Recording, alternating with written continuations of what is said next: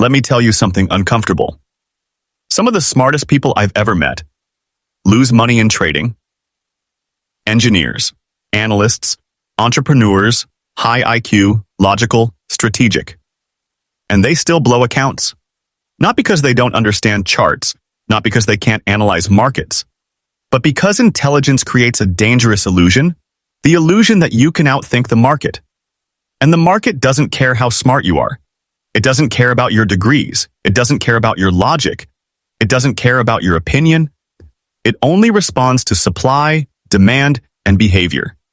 And if you're losing money despite being intelligent, it's not a strategy problem. It's a psychology problem.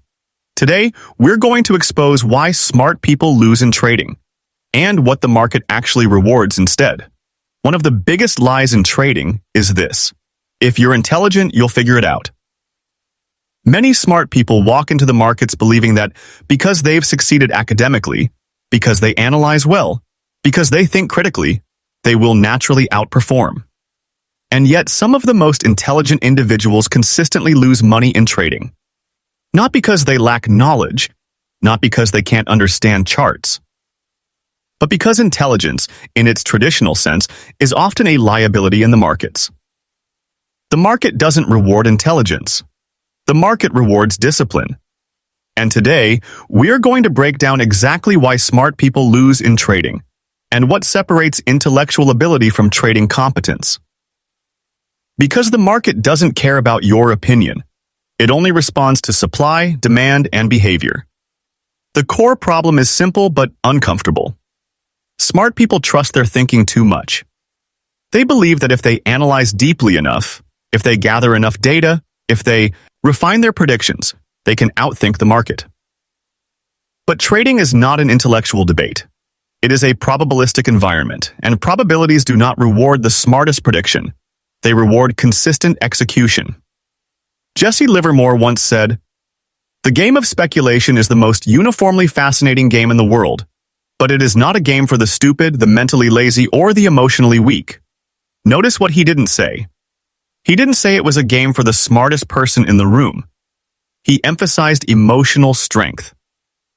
Because trading is not a test of IQ. It is a test of emotional control. Let's go deeper. Smart people are conditioned to solve problems. When something goes wrong, they analyze harder. They research more. They try to intellectually fix it. But in trading, when a trade goes against you, it is not a puzzle to solve. It is feedback. The market is not asking you to prove your thesis. It is revealing information. Smart traders often fall into 3 psychological traps. Trap 1. Overconfidence in analysis. They build complex models, layered indicators, macro narratives. They convince themselves they understand what should happen. But the market doesn't move based on what should happen. It moves based on what is happening. Trade what you see, not what you think. When price contradicts their thesis, ego intervenes. And ego says, "I can't be wrong. The market is wrong." That's the beginning of account destruction. Trap 2. Emotional attachment to being right. Smart people are used to being correct. In school, in business, in discussions. Trading humbles that identity, because in trading, you can do everything right and still lose. Losses are business expenses, not personal failures. But smart traders internalize losses as intellectual defeat. So instead of cutting quickly, they defend. They widen stops. They add to losers. They rationalize. And slowly, intelligence turns into stubbornness. Trap 3. Prediction addiction. Intelligent minds love forecasting. They love anticipating outcomes. But prediction feels powerful, and power feeds ego. The market doesn't care about your opinion. And yet, smart traders often fall in love with their forecasts. They forget that price action is the only truth. Jesse Livermore built fortunes not by predicting, but by aligning. He waited for confirmation. He waited for trend. He waited for price to prove him right before committing size. That's discipline. Losing mindset versus professional mindset. Let's contrast clearly. The losing intelligent trader thinks, "I understand the fundamentals. This should go up." The professional thinks, Price isn't confirming yet. I'll wait. The losing trader says, this level must hold. The professional says, if it breaks, I'm out. The losing trader argues with price. The professional submits to it. The losing trader wants certainty. The professional operates on probability. The losing trader protects ego. The professional protects capital. The market rewards discipline, not intelligence. You may be wondering why smart people lose. So, why do smart people lose? Because intelligence creates the illusion of control, and trading punishes illusion. Smart people struggle with accepting uncertainty, accepting being wrong frequently, accepting randomness, accepting incomplete information, but the market is built on those four realities. The trader who survives long-term is not the smartest.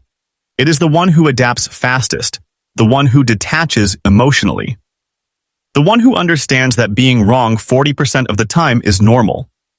Smart traders often try to increase win rate. Professionals focus on risk to reward and execution quality. Let's look into this practical scenarios. Let's make this real. Scenario 1. A highly analytical trader sees strong macro data suggesting bullish continuation. He buys early before breakout confirmation. Price stalls. He adds more because the analysis is solid, then support breaks. Now he's emotionally committed. Instead of exiting, he widens stop. Small loss becomes large. Why? Because he trusted thinking over price. Scenario 2. A disciplined trader sees the same setup, but waits. No breakout confirmation, no entry. When breakout happens, he enters with defined risk. If it fails, he exits immediately. Loss is small. Capital preserved. Same intelligence level. Different discipline level. Step by step.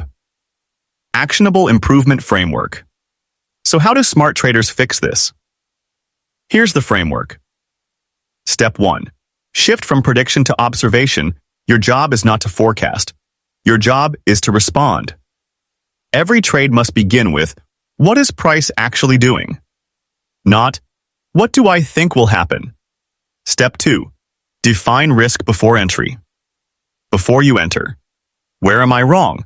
How much will I lose if wrong? Is this risk acceptable? No exceptions. Losses are business expenses, not personal failures. Step 3. Detach identity from outcome. You are not your trades. A losing trade does not mean you're unintelligent. It means probability played out. Keep ego separate from execution. Step 4. Simplify strategy. Smart traders overcomplicate. Professionals simplify. Focus on market structure, trend, volume confirmation, key levels. That's it. Price action tells the story. Step 5. Build process over outcome. Judge yourself on, did I follow rules?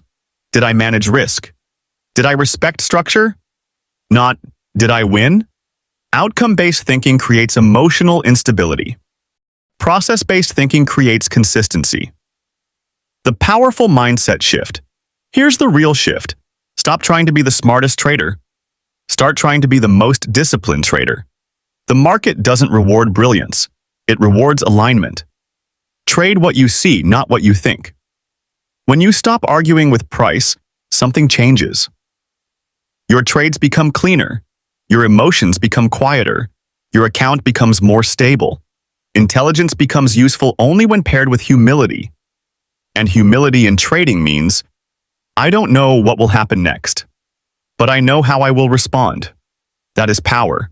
Smart people lose in trading because they try to conquer the market intellectually. But the market is not conquered. It is respected. It is observed. It is aligned with.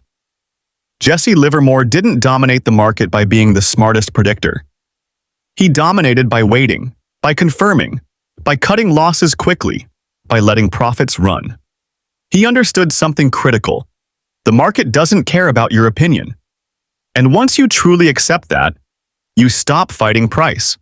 You start flowing with it. And that is when consistency begins. If this resonated with you, If you've ever felt that your intelligence might actually be working against you in trading, then you're not alone. Comment below. Do you struggle more with ego, overanalysis, or cutting losses? If you're serious about mastering trading psychology, price action discipline, and timeless Jesse Livermore principles, subscribe to this channel. Because here, we don't chase hype. We build discipline. Remember this, the market rewards discipline, not intelligence. And the moment you stop trying to be right is the moment you start becoming profitable. I'll see you in the next lesson.